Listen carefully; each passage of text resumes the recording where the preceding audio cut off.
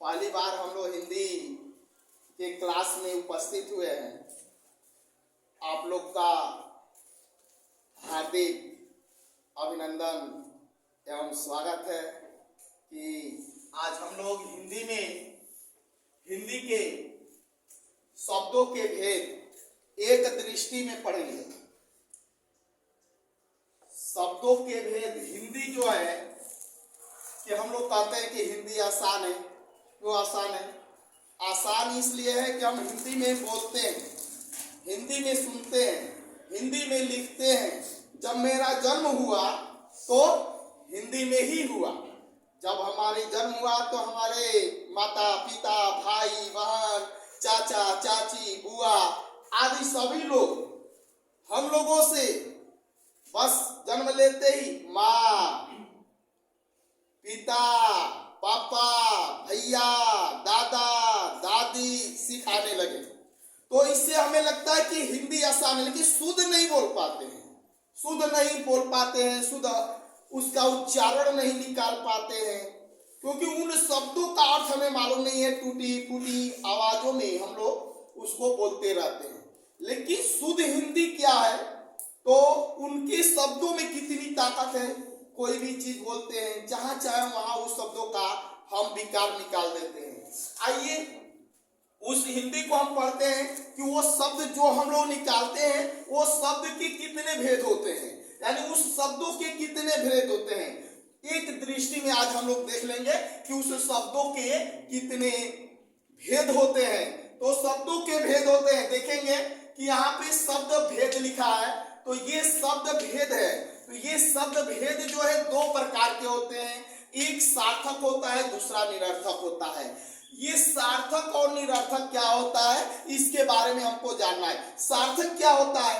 तो सार्थक होता है कि जो बात शुद्ध कही जाती है। निरर्थक क्या होता है? जिसका कोई अर्थ नहीं होता है। जैसे कि हम कह सकते हैं कि रोटी वोटी, तो रोटी तो समझ में आता है कि रोटी हम खाते हैं, पर रोटी क्या है? तो वहां पर रोटी शब्द जो है कि मेरा सार्थक में चला जाएगा और ये ओटी शब्द में आ जाएगा, यानी निरर्थक हो जाएगा। तो ये सार्थक है और ये मेरा निरर्थक है। तो सार्थक और निरर्थक आप लोग समझ पाए? Yes sir. तो सार्थक का भी भेद होते हैं। सार्थक का भेद होता है रचना के आधार पर, उत्पत्ति के आधार पर, अर्थ के आधार पर। ये रचना, जैसे किसी चीज का आप रचना करते हैं, किसी चीज को आप रच देते हैं तो वो आपका रचना हो जाता है। उत्पत्ति, वो कहां से उत्पत्ति हुई है, कैसे हुई है, तो वो उत्पत्ति का आधार होगा। अर्थ का आधार, जब भी कोई चीज बोलते हैं तो कोई कहता है कहने का मतलब क्या, उसका अर्थ क्या है, तो उसके अर्थ के आधार पर ये सार्थक को तीन प्रकार से बांटा गया है। एक रचना के आधार पर बांटा गया है, दूसरा उत्पत्ति के आधार पर बांटा गया है और तीसरा अर्थ के आधार पर बांटा गया है। लेकिन अब उसमें भी देखिए, हम शब्द को बहुत आसानी से समझ लेते हैं कि शब्द क्या है। कोई कह देता है आम लाओ, कोई कहता आम लाए, कोई कहता आप जाओ, कोई कहता आप जाए। तो इसमें क्या है, क्या शुद्ध है, क्या गलत है, उन शब्दों के भाव को आप समझेंगे। जैसे रचना के आधार पर हमारा शब्द क्या है, कोई रचना करता है उसके आधार पर मेरा शब्द क्या है। तो ये रचना के आधार पर आपका ये तीन प्रकार का होता है। एक रूढ़ होता है, एक यौगिक होता है और एक योग रूढ़ होता है। इस प्रकार से रचना के आधार पर हम इसको तीन प्रकार से बांट सकते हैं। लेकिन उत्पत्ति के आधार पर हम तत्सम के रूप में बांटेंगे, तद्भव के रूप में बांटेंगे, विदेशी के रूप में बांटेंगे और संकर के रूप में बांटेंगे। इस प्रकार से हम उत्पत्ति के आधार पर इसे चार भागों में बांट सकते हैं। लेकिन अर्थ के आधार पर जब कोई अर्थ निकालते हैं उनके आधार पर हम एकार्थी, अनेकार्थी, पर्यायवाची और विपरीतार्थी इस तरह के हम भाव में बांट देते हैं। जैसे एकार्थी क्या है, तो कोई शब्द बोलते हैं जिनका केवल एक ही अर्थ होता है, एक से अधिक हो ही नहीं सकता, तो उसे हम कहते हैं एकार्थी। यानी कोई बात बोला जाता है और उसका एक अर्थ आ जाता है, वो एकार्थी है। जैसे आप लोग पाते हैं जो कभी न मरे, यानी जिसकी मृत्यु ना हो, तो वो क्या कहलाता है? अमर। यानी उसका एक अर्थ हो जाता है, यानी कई शब्दों को मिलाकर के एक अर्थ बन जाता है, वहां एकार्थी हो जाए। अनेकार्थी का मतलब होता है कि एक ही शब्द है और उसका अर्थ जो है कि अलग अलग हो जाता है, यानी कई अर्थ में हो जाता है। तो वहां पर जो है कि अनेकार्थी अर्थ हो जाता है। पर्यायवाची आप जानते हैं कि जैसे सूर्य है तो भानु, भास्कर, रवि, दिन, दिवाकर को हम क्या कहते हैं कि सूर्य का क्या है? पर्यायवाची है।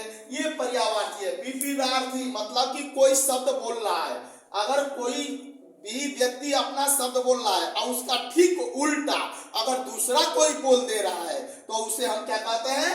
विपरीतार्थी कहते हैं। उसके विपरीत बोलना यानी उसका उल्टा बोलना, ये मेरा विपरीतार्थी कहलाता है।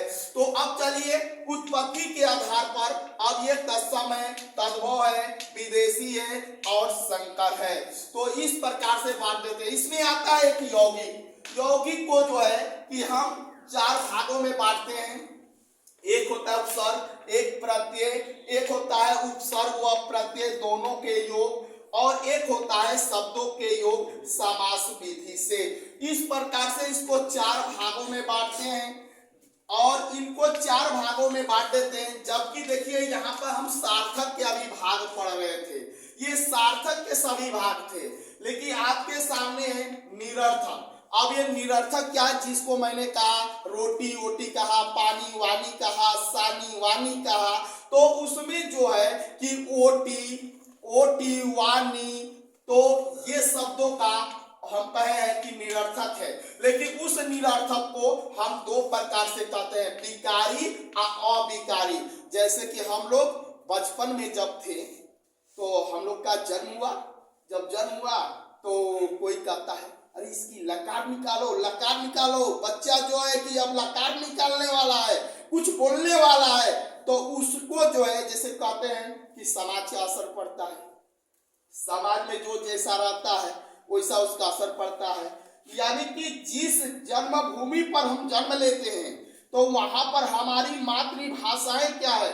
देखो भोजपुरी है, अंग्रेजी है, कि हिंदी है, कि कन्नड़ है।